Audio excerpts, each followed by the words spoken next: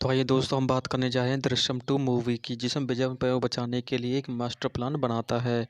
इसका पहला पार्ट तो आप देख ही चुके होंगे।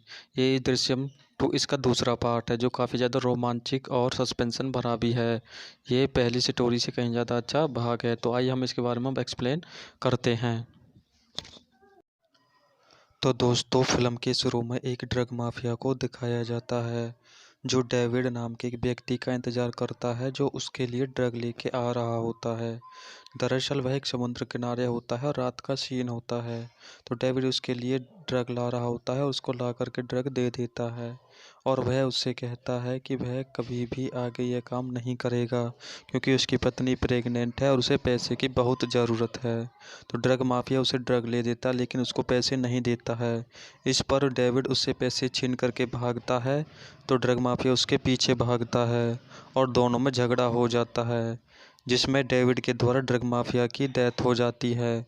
और तभी अचानक से वहां पुलिस आ जाती है, जो डेविड का पीछा करती है। डेविड भागता हुआ उस स्थान पर पहुंचता है जहां विजय सैम की बॉडी को दफना रहा होता है, और डेविड विजय को ये सब करते हुए देख लेता है।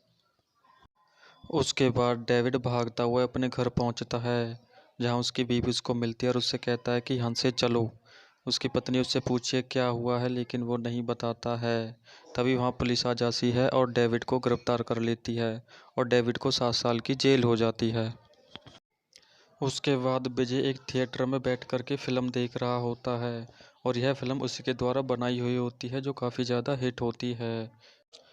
फिल्म खत्म होने के बाद विजय अपने सेक्रेटरी से बात करता है, क्योंकि विजय की एक और नई फिल्म आ रही होती है, जिसकी एंडिंग बेहद ही खराब होती है। उस बारे में वह अपने सेक्रेटरी से चर्चा करता है। उसके बाद अगले दिन विजय अपने परिवार के साथ बैठ कर खाना खा रहा होता है। यहाँ पर विजय अपने परिवार के साथ खुश दिखाई देता है, परंतु उसकी पत्नी अभी भी डरी हुई दिखाई देती है। अगली सुबह विजय जब सो के उठता है, तो उसे उसके पड़ोसियों की लड़ने की आवाज़ सुनाई देती है। ये दोनों विजय के पड़ोसी होते हैं, जो विजय की गार्डन ज़मीन खरीद कर वहाँ पर रह रहे होते हैं। ये विजय के नए पड़ोसी होते हैं, जैनी और उसका हस्बैंड, जो अब फिलहाल आपस में लड़ रहे होते हैं। तभी वहाँ विजय और उसकी पत्नी आते हैं और उन दोनों को के झगड़े को शांत करते हैं, और विजय उसके हस्बैंड को समझाता है और धमकी दे के कहता है कि अगर तुम नहीं सुधरे तो तुम्हें पुलिस में दे दिया जाएगा। इस पर जेनी अपने हस्बैंड को पैसे दे देती है और उसका हस्बैंड वहाँ से चला जाता है। तब विजय जेनी से कहता है कि तुम इस शराबी की बातों को कब तक सहन करती रहोगी, तुम्हें पुलिस कंप्लेंट करनी चाहिए इसके खिलाफ। उसके बाद अगले सीन में विजय मार्टिन के होटल जाता है और उसे उसके खाने का बिल देता है। उसके होटल में कुछ लोग बैठे हुए होते हैं, जो विजय के बारे में कुछ कह रहे होते हैं। इस पर विजय उनकी बातों को सुनकर उनके ऊपर मजाक करके वहां से चला जाता है। उसके बाद विजय अपने ऑफिस जाता है, और वहाँ उसके ऑफिस में सीसीटीवी लगने का कार्य चल रहा होता है। तो विजय वहाँ पर टेबल पर बैठ के अपनी कुछ फाइलें चेक करता है, और साथ ही वह यह भी देखता है कि उसके सीसीटीवी कैमरे कैसे लगे हुए हैं। वह एक कैमरा बाहर की तरफ भी लगवाता है, क्योंकि उसका ऑफिस पुलिस स्टेशन की बगल में होता है और वहाँ से वह सारी चीज़ें देखना चाहता है। तभी उसका पीएन उसके ऑफिस में आता है और उसे बताता है कि सैम के फादर उसे मिलने के लिए आए हैं। इस पर विजय विंडो से झांक कर देखता है, तो सैम के फादर बाहर बैठे हुए हैं। तब विजय उनके पास जाता है और उनसे बातें करता है। सैम के डैड विजय से कहते हैं कि वह अपने बेटे सैम की अस्थियां लेने के लिए आए हैं। तो विजय उनसे मना कर देता है। और कहता है कि आज के बाद वह उससे मिलने ऑफिस में कभी ना आए। अगले सीन में विजय स्क्रीन राइटर मुराद अली से जाकर मिलता है और उसे अपनी नई फिल्म की एंडिंग के बारे में बताता है। कहता है कि नई फिल्म की एंडिंग बेहद ख़राब है, क्योंकि हीरो लास्ट में जेल में जाता है। फिर मुराद अली विजय से कहता है, अगर तुम चाहो तो एंडिंग बदल सकते हो। अगले सीन में विजय और विजय की पत्नी अपने बेडरूम में होते हैं। यहाँ पर विजय की पत्नी उसे बताती है कि उसे हमेशा डर लगा रहता है कि पुलिस कहीं उनको पकड़ ना ले। इस पर विजय उन्हें कहता है कि बेफालतू के डरने की ज़रूरत नहीं है, जब तक हम जिंदा हैं पुलिस ऐसा ही करती रहेगी। फिर अगले सीन में विजय एक आदमी को पैसे दे रहा होता है। दरअसल यह वह आदमी होता है जो चर्च में लाशों को दफनाता है। अगले सीन में डेविड 7 साल बाद जेल से रिहा होता है और रिहा होने के बाद वो सीधा अपने घर जाता है, जहां उसे उसकी पत्नी मिलती है। शाम को जब डेविड और उसकी पत्नी खाना खा रहे हैं, तो डेविड की पत्नी उसे कहती है कि वह बहुत गरीबी में जी रही है, वह उसके पास इतने भी पैसे नहीं हैं कि वह अपने बेटे को पढ़ा सके। इस पर डेविड उससे कहता है कि मैंने ही सब कुछ खराब किया है, तो मैं ही सब कुछ ठीक करूंगा, और डेविड वहां से चला जाता है। उसके बाद अगले सीन में सैम का श्राद्ध हो रहा होता है, जहाँ पर सभी मौजूद होते हैं, लेकिन सैम की जो मदर है वो वहाँ पर नहीं होती है। वह अपने कमरे में बैठी हुई सैम के बर्थडे का वीडियो देख रही होती है, और वहाँ सैम के डैड आते हैं और उसे समझा करके श्राद्ध में आने के लिए कहते हैं, और वो वहाँ पर चली जाती है। उसके बाद अगले सीन में विजय एक व्यक्ति से मिलता है। यह व्यक्ति एक लैब का सिक्योरिटी गार्ड होता है, जिसकी फिल्म में काम करने की व हीरो बनने की तमन्ना होती है। तो वह विजय के साथ अपनी दोस्ती कर लेता है और विजय उसके साथ दोस्ती कर लेता है। ये दोनों बैठ करके यहाँ शराब पीते हैं। तभी विजय के पास उसकी पत्नी का फ़ोन आता है, तो वह उससे पूछते हैं कि घर कब आओगे। तो विजय मना कर देता है कि वह आज रात घर नहीं आएगा। इसकी पत्नी चिंतित होकर उसे कहती है कि आज मैं घर पे अकेली हूँ। तो विजय कहता है कि तुम अपनी पड़ोसी जैनी को घर बुला लो। उसके बाद अगले दिन सैम की बड़ी बेटी अंजू पुलिस को आता देख के डर जाती है और भाग करके विजय को बताती है कि पुलिस उसके घर आ रही है पीछे के रास्ते से। तो विजय अपनी बेटी को शांत करता है, उसे कहता है तुम्हें डरने की ज़रूरत नहीं है, यदि पुलिस आ रही है तो जाके दरवाज़ा तुम खोलो। पुलिस विजय और विजय की पत्नी से पूछताछ करती है। वह पूछती है कि जैनी का पति उसे मारता है कि नहीं, क्योंकि जैनी ने पुलिस के पास कंप्लेंट की हुई है अपने पति की। तो विजय की पत्नी बताते हैं कि हाँ, जैनी का पति उसे मारता है और ये कंप्लेंट बिल्कुल सही है। तो पुलिस जैनी के हस्बैंड को वार्निंग दे के छोड़ देती है। उसके बाद अगले सीन में विजय की बड़ी बेटी अंजू रात में सपना देखती है कि वह पानी पीने के लिए उठती है, तो उसे खोदने की आवाज़ सुनाई देती है। तो वह आवाज़ का पीछा करते हुए विंडो के पास जाती है और देखती है कि पुलिस वाले उसके गार्डन में खोद रहे हैं। वह यह सब चीज़ देख के इतना ज़्यादा डर जाती है कि विजय को विजय फिर डॉक्टर को कॉल करता है, और डॉक्टर उसे बताता है कि यह बहुत ही ज़्यादा क्रिटिकल हो गया है।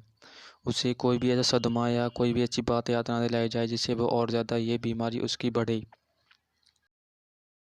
उसके बाद अगले सीन में मार्टिन के होटल में विजय से डेविड मिलता है, क्योंकि डेविड को काम की बहुत ज़्यादा तलाश होती है। तो विजय कहता है मेरे पास फ़िलहाल कोई काम नहीं है, मैं तुम्हें अगले हफ्ते काम दे दूंगा। तो डेविड मार्टिन के होटल से बाहर निकलता है, तो उसकी निगाह पुलिस स्टेशन पर पड़ती है और वह वही पुराने दृश्य को याद करता है। अगले सीन में विजय और लैब का सिक्योरिटी गार्ड बैठ के शराब पीते हैं। उधर उसके घर विजय की पत्नी और उसकी पड़ोसी जेनी आपस में बात करते हैं। विजय की पत्नी उसे बताती है कि उसे हर टाइम डर लगा रहता है कि कहीं पुलिस उन्हें पकड़ ना ले, क्योंकि सैम की बॉडी का दफनाने का काम सिर्फ विजय ने किया था और विजय को ही पता है कि उसकी बॉडी कहाँ दफनाई है। इस पर वह बहुत ज़्यादा चिंतित होती है, कहीं पुलिस को बॉडी मिल गई तो वे लोग पकड़े जाएंगे। वह अपनी चिंता व्यक्त करती है। उधर पुलिस इंस्पेक्टर सावंत के पास कॉल आती है। वह गायतोंडे को लेकर के नए आईजी के घर जाता है, क्योंकि अब इस शहर में एक नया आईजी नियुक्त होता है। उसका नाम आईजी अहलावत होता है और वह मीरा देशमुख का बहुत करीबी होता है, जो सैम के केस की फिर से दोबारा गुप्त तरीके से जांच कर रहा होता है। यहाँ पर मीरा देशमुख भी उनसे मिलती है और उन्हें बताती है कि यह छानबीन पिछले 7 साल से गुप्त तरीके से चल रही है। यहाँ पर वे दो नए लोग और देखते हैं। दरअसल ये वही लोग होते हैं जो विजय के पड़ोसी की भूमिका निभाते हैं, जेनी और उसका हस्बैंड। ये दोनों पुलिस के ही अधिकारी होते हैं और वे विजय के पड़ोसी बन के उसकी सारी छानबीन करते हैं। वह विजय के घर में सभी तरफ कैमरा भी लगा देते हैं, उनकी हर रिकॉर्डिंग वे करते हैं और उनकी हर रिकॉर्डिंग वे सुनते हैं। वे पिछले 7 साल से उन पर निगाह रखते हैं। उसके बाद आईजी अहलावत अपने पुलिस अधिकारियों को ऑर्डर देता है कि वह सैम की मर्डर से संबंधित कोई भी जानकारी हो, इसको जल्द से जल्द इकट्ठा करें। तो पुलिस सभी इंस्पेक्टर गायतोंडे और इंस्पेक्टर सावंत भी इस कार्य में जुड़ जाते हैं और वह सैम के मर्डर वाले दिन की पूरी हिस्ट्री छानबीन करने लगते हैं। अगले सीन में हम देखते हैं कि अंजू और उसकी मम्मी नंदिनी विंडो से देखते हैं कि गार्डन में एक व्यक्ति खड़ा है और जमीन की तरफ देख रहा है। दरअसल यह व्यक्ति आईजी एलावत होता है, जो कि इस केस की छानबीन के लिए यहाँ जगह आया हुआ है। उसके बाद आईजी एलावत विजय के घर आ जाता है और विजय की पत्नी से कुछ पूछताछ करता है। साथ ही वह विजय की बड़ी बेटी अंजू से भी कुछ पूछताछ करता है और विजय की पूरी फैमिली के साथ पूछताछ करने के बाद वह सबसे छोटी बेटी अनु से भी कुछ बातें करता है और उसके बाद वह वहाँ से चला जाता है। इन सब बातों को सुन कर के विजय की पत्नी नंदिनी बहुत ज़्यादा डर जाती है और वह विजय को फ़ोन करती है और वह विजय को सारी बात बताती है। इस पर विजय फ़ोन पर सारी बात सुन के घर आता है और नंदिनी से बातें करता है और वह नंदिनी को बताता है कि तुम्हें डरने की कोई ज़रूरत नहीं है। इस पर नंदिनी उसे कहती है कि पुलिस वाले हमारे घर आ रहे हैं। नंदिनी बहुत ज़्यादा डरी हुई होती है। उधर आईजी एलावत इस केस की छानबीन के लिए लोगों में अफवाह फैला देता है कि सैम की मर्डर वाले दिन कोई भी सूचना अगर देगा तो उसको 5 लाख रुपए का इनाम दिया जाएगा। अगला सीन मार्टिन के होटल का होता है, जहां डेविड आया होता है और वह मार्टिन को बताता है कि उसे नौकरी मिल गई है। होटल में विजय भी मौजूद होता है, तो वह विजय को बताता है कि उसे नौकरी मिल गई है और वह नौकरी करने के लिए जा रहा है। तभी वहां पुलिस इंस्पेक्टर आता है और विजय को बताता है कि उसे इंस्पेक्टर सावंत बुला रहा है। उसके बाद विजय उससे मिलने के लिए जाता है। उसके बाद विजय पुलिस इंस्पेक्टर सावंत के पास जाता है, उन्हें बताता है कि पुलिस उन्हें बेवजह परेशान ना करे। इधर मार्टिन के होटल में बैठे लोग आपस में बातें करने लगते हैं कि पुलिस ने कहा है कि जो भी पुलिस को सैम के मर्डर के बारे में कोई भी जानकारी देगा तो पुलिस उसको 5 लाख रुपए देगी। और यह सारी बातें डेविड सुन लेता है, क्योंकि डेविड ने विजय को देखा होता है। उसके बाद डेविड होटल से बाहर आता है और वह पुलिस स्टेशन की तरफ देखता है, जहां विजय पुलिस स्टेशन से बाहर आ रहा होता है। उसे याद आ जाता है कि विजय ही वह व्यक्ति है जो उस दिन रात को सैम की बॉडी को दफना रहा था। तभी आईजी के पास एक कॉल आती है कि उन्हें एक ऐसा व्यक्ति मिल गया है जो उस दिन विजय को देखा था। उसके बाद आईजी एलावत पुलिस स्टेशन जाता है तो वह देखता है कि एक चेयर पर एक व्यक्ति बैठा है। तो आईजी एलावत उससे पूछताछ करता है कि तुमने विजय को कब और कहाँ देखा था। वहाँ पर मीरा देशमुख भी होती है और गाय तोंडे भी होता है। तो डेविड बताता है कि वह ये तभी बताएगा जब उसे 5 लाख रुपए दिए जाएंगे, उसके बाद ही वह सारी बातें बताएगा। यहाँ पर मीरा देशमुख उसे 5 लाख रुपए दे देती है और उसे सच उगलने के लिए कहती है। तो डेविड उसे बताता है कि जहाँ आप खड़े हैं वहीं पर उसने उसको बॉडी को दफनाया है, सैम की बॉडी को दफनाया है।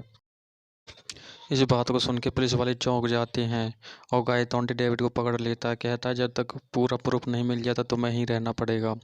उसके बाद आईजी एलावत परमिशन ले लेता है पुलिस स्टेशन में खुदाई करने के लिए।